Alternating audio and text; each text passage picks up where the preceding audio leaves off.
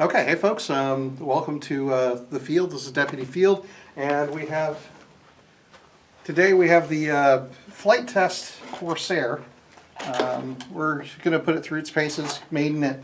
Well, one of the modifications that I did on it, because it's a reasonably sized wing, and I didn't want it glued to the fuselage. I saw that part of the design and said, beautiful otherwise, but that's got to go. What is the wingspan? The wingspan, I believe, is 48 inches, something on that order. Anyways, so reasonable size airplane, and they had you glue it straight to the fuselage. So what I did is I built this wooden structure.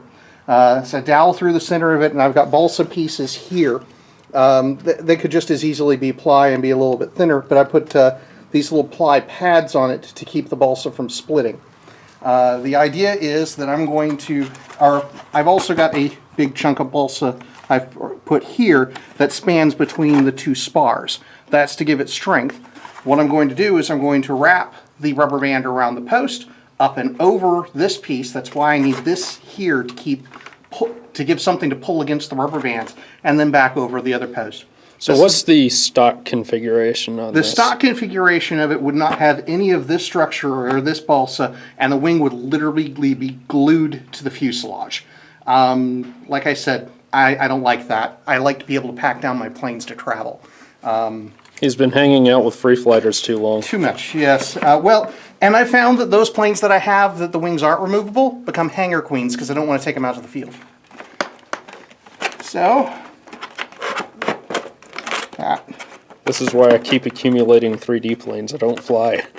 Yeah, pretty much. I don't think that's the actual reason. I think it's because I keep crashing them. Well, I wasn't going to make anything about quality of flying or anything like that. Here, let me hold this up so your ever vulnerable rudder back there. It's nice. It's pretty. It's a typical Corsair. It's a typical Corsair.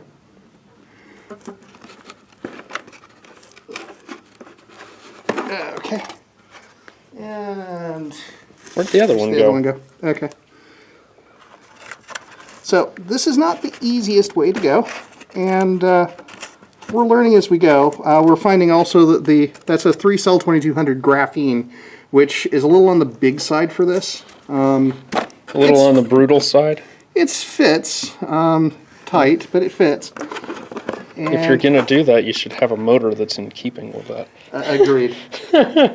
But anyways. Oh, crap. All right, let me set down the camera. I'll, while you're working on other things, I will fish that back. Easy enough. Easy peasy. All right, back over you go. On your back, you silly airplane. Okay. It's like, and then we put on this, and I would not have done the rear hatch like this, but this is the way the stock But you build balsa planes. Well,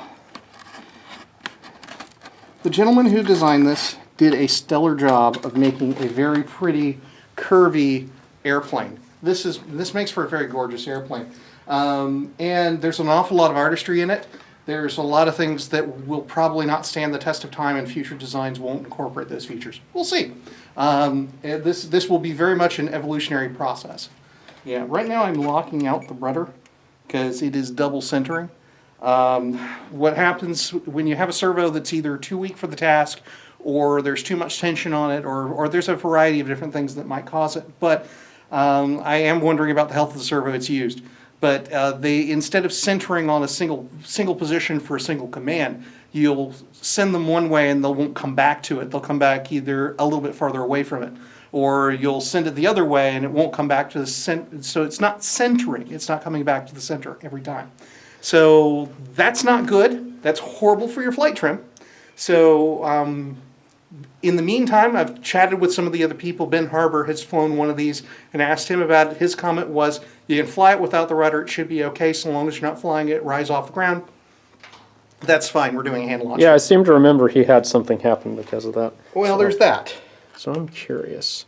Okay, the double centering is showing up in static. So You know, you now know what it's caused by, so speak to that for us. Yeah, what you would say is it's Where's the rudder servo, Dan? Show us where the rudder servo is. it's buried right about there, which makes for a very long run. And oh, by the way, those linkages are nice and thin, and there's a lot of slop in it, and that slop needs to go away. I am going to rerun that linkage eventually because that's unacceptable. So we're going to set this thing up and get it into the air. So I'm going to say my 2 cents about hand launching, because I fly free flight airplanes where you don't get to fix the launch if you mess it up. And that is why I hold low wingers up here. So I'm ahead of the CG so I can slide it into the air. And I don't think I've crashed one that way yet. Today might be the day. Okay, let me get on this side of you. That way you can see the airplane. Okay, do a quick throttle check. Yep. Good pull? Yeah, it's got plenty of pull. I'm going to throw you up since it's supposedly all lightly loaded and stuff. Okay, you ready? Yeah, be aware I think we're taking off downwind. Woohoo! 3, 2, 1. Well, that was Uneventful. boring. Dude, seriously, I'm giving it just a bump nose down. Yeah, keep your orientation. What, with an all blue plane? There we go. I don't know, man. I'm on half throttle and it's still flying. I can't see you in frame, so I can't zoom in real well. Is orientation a little challenging?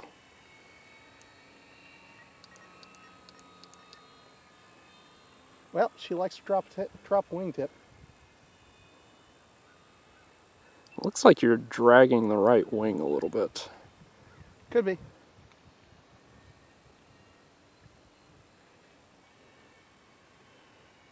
Of course, we have buzzards wanting to die.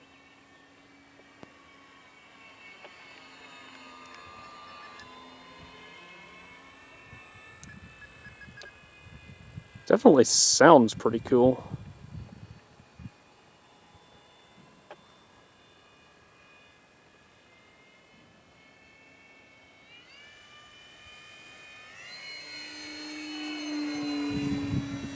Scoots right along. I hope I'm getting even half of this in frame.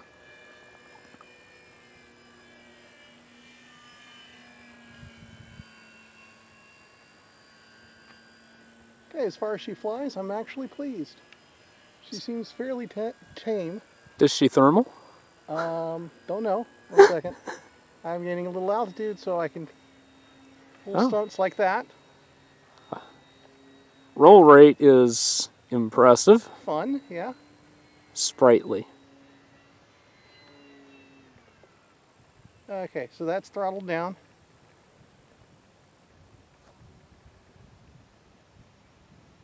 And the glide does not look that bad. That's without the brake programmed. Uh-huh. Yeah, it glides like a Corsair. They do float real well if you set them up right.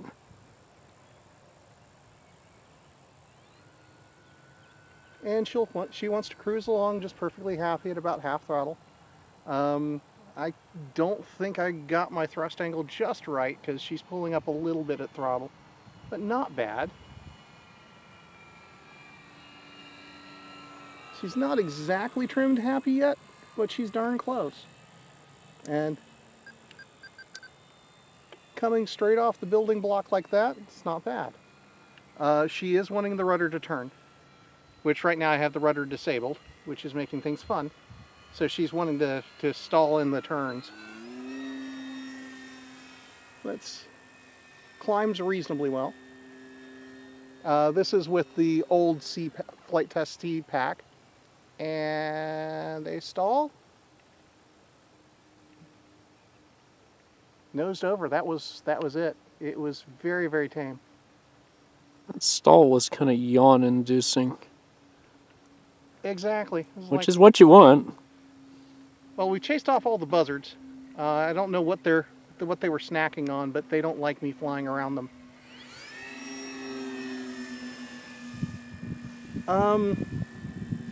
There were a lot of things about this build that I wanted to like and wanted to hate. And on the whole, I wasn't sure whether I wanted to like this plane, but I'm starting to take a like to her. Now I'm going to have to finish her paint job. Oh, so sad. Yeah, well, there we go. But definitely worth the effort. And this is the new Flight Test Master Series Corsair that John Overstreet has so graciously designed for all of us. He is most definitely a sculptor of great skill. And he's once he learns some of the practicals of design, of what airplanes need to survive, he's going to be building some he's going to go from building pretty looking airplanes to amazing airplanes. And so far, pretty and pretty close to amazing.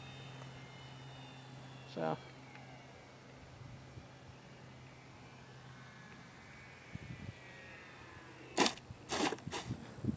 I'll take it. Nice. Okay, we're back. Josh is at the sticks, and we will see if he can crash that plane or not. The last flight was pleasantly boring. Not really that amazing or that thrill riding for a Maiden. So we'll see how this one goes. Whenever you're ready, sir. All right. Launch me a little up a little and.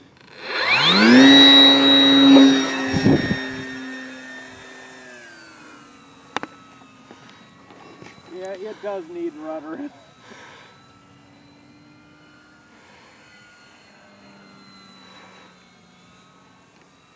Yeah, it's one of those things that you can fly without it, but it flies so much better with it. And there are things you can do with it that you can't without. Indeed. I mean, that was one of the things that Josh Orchard was talking about was the rudder is critical in snap rolls, and this plane would probably snap roll beautifully. Sorry about that. I'm used to flying out at our place where I can get away with silly nonsense. Like flying behind you, yeah, I know. Which we're probably going to get yelled at for soon. Well, I gotta say, I like this.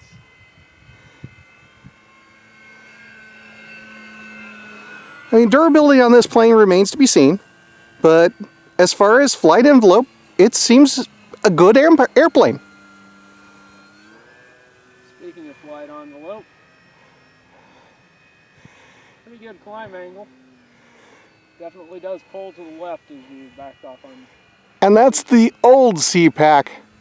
I'd love to get a new CPAC on one of these.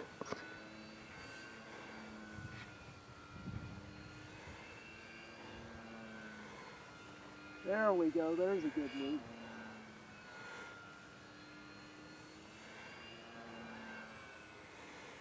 And inverted looks okay. Takes a lot of forward pressure inverted. Yeah. You think you have enough pressure to do a outside loop?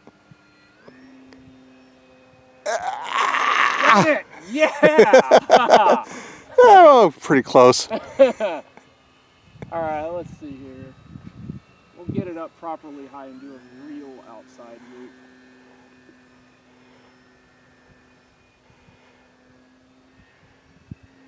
Nice. I like it.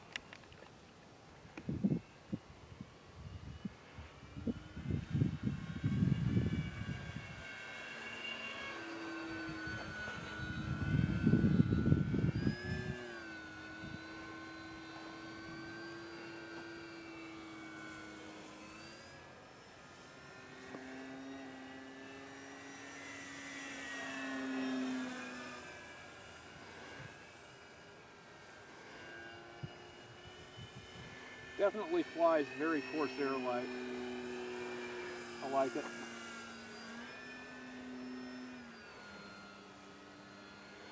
Okay, one caution is we have no idea what the battery consumption on this thing is.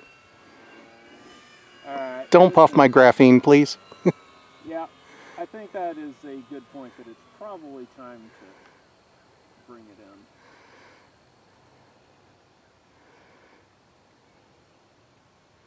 Except I think I'm going to be going around. Uh-huh, she does glide really well. Corsair float to it. And that's without the flaps. Which, of course, this plane does not come with flaps. I'm sure it could be designed in, but Easily. why would you really need it? This plane floats forever as it is. I'm going to have to go around again. Yeah.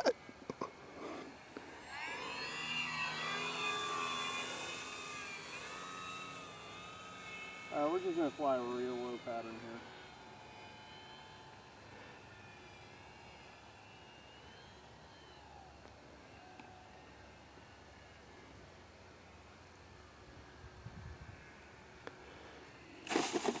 Nicely done. I like it.